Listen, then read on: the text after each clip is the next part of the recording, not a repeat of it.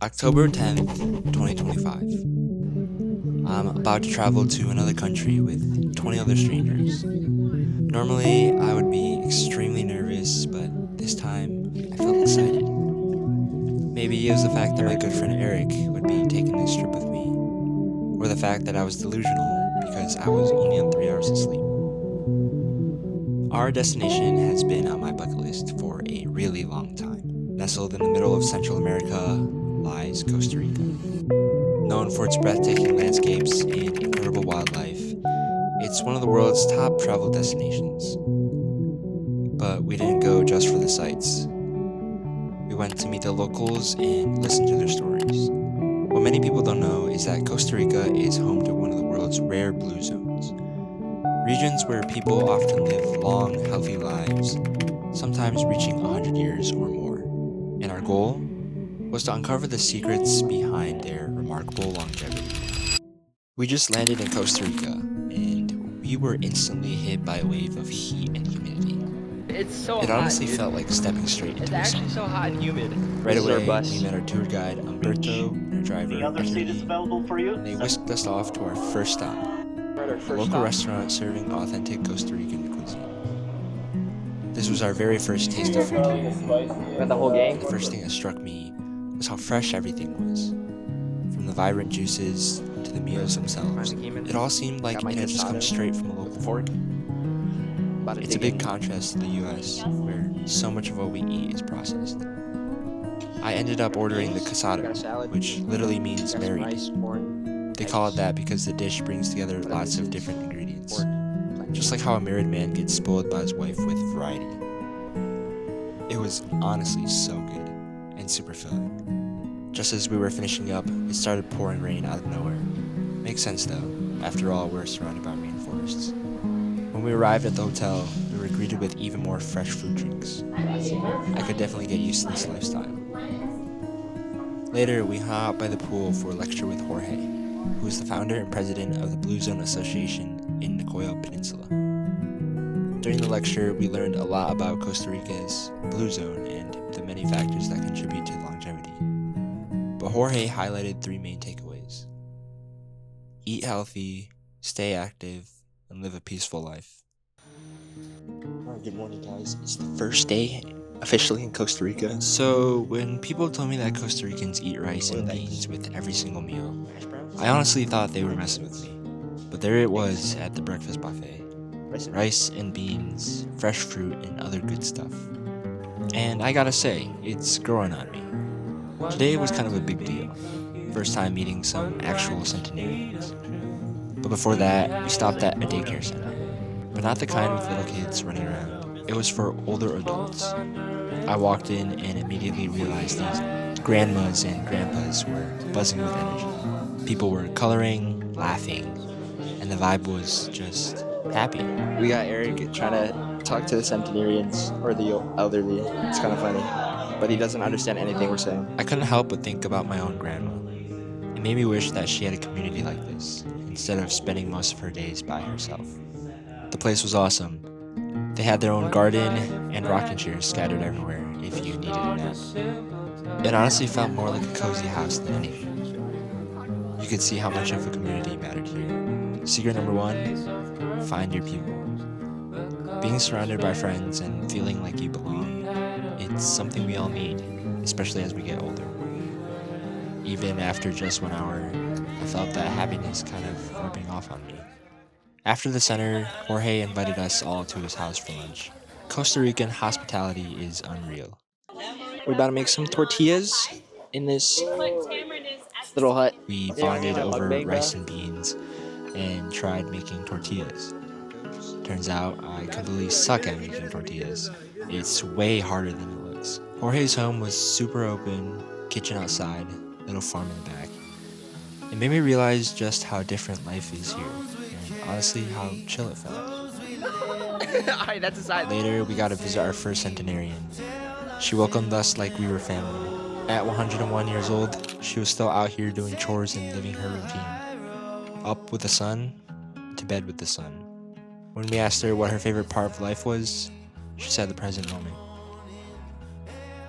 Do you feel old? No, fabulous. Her advice to us was simple, Behave. Be good people. straight to the point, and kind of perfect. Next, we met up with another centenarian, a 103-year-old man who used to ride his horse 2 hours into the city just to sell his pigs. It was wild hearing how he stayed so active every day, and it really showed us how much regular physical activity can make a difference in the long run. His advice was simple, just like before, behave and be kind to others. Today hit different. It made me think about how important community is and how much simple routines and fresh food matter. But more than anything, it's the happiness that stays with you. Alright, so it's day 3 in Costa Rica. Woke up to a very humid morning. Another day, another plate of rice and beans for breakfast. I can't lie, compared to the usual bowl of cereal every morning, I could really get used to this. And of course, in good old Costa Rican fashion, it starts pouring rain. Today is a very special day. We might be given the chance to meet a super centenarian. He's a highly sought after man. Someone who is pretty much famous, with appearances on the internet and has a Netflix documentary about him. He is a 100-year-old who still rides his horse every day and takes care of his cattle. But first, we made our way deep into the hills to meet the first centenarian of the day. 90-something years old and still has no problem with hearing. That really blows my mind. It was great seeing her son there by her side helping her out. She invited us into her outdoor kitchen to take a look. It was pretty cool. She was very sweet and gave us snacks on our way out. We took a quick stop into town while having some group bonding time on the coach. A little karaoke session with Umberto leading the way.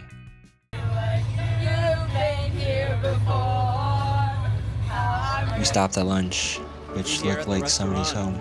Love the hospitality here, and lucky for us, rice and beans wasn't on the menu. Pineapple sauce. Then it was time to meet the man of the day. At least we hoped. For a 103-year-old man, boy was he hard to find. We stopped by his first property with no luck finding him. Checked his second property, nothing. Then, thankfully, we found him at his last property. And when we first look at him, he does not look 103 years old. Probably 80 max. Yo, so apparently this guy in front of us, he's 104, and he's like walking unassisted. He's actually a super centenarian, and it's kind of crazy. The way he snaps those sticks and climbs through that fence. I would have been fooled if you told me he was only 80. He told us that he spends most of his day taking care of his animals. A 103-year-old having more physical activity than me sounds insane.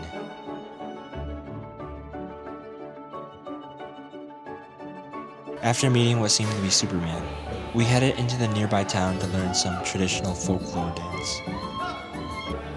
I'd say I'm not bad at too many things, but when it comes to dancing, that is something that I could not do to save my life.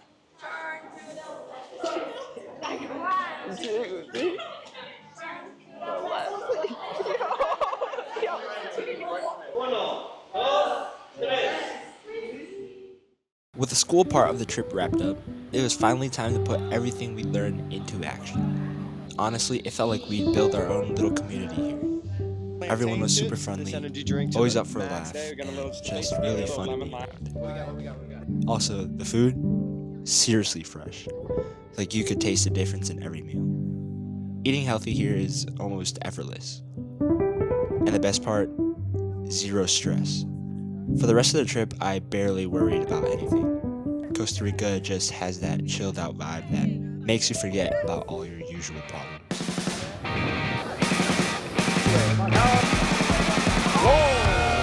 Magnificent view.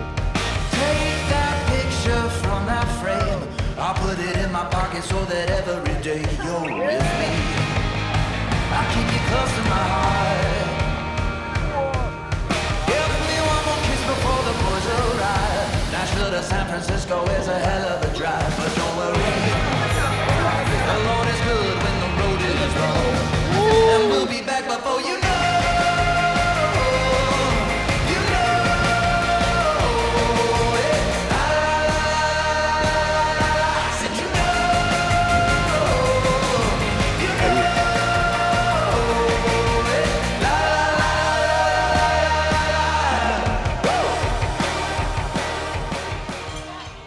What up, dude? How we doing?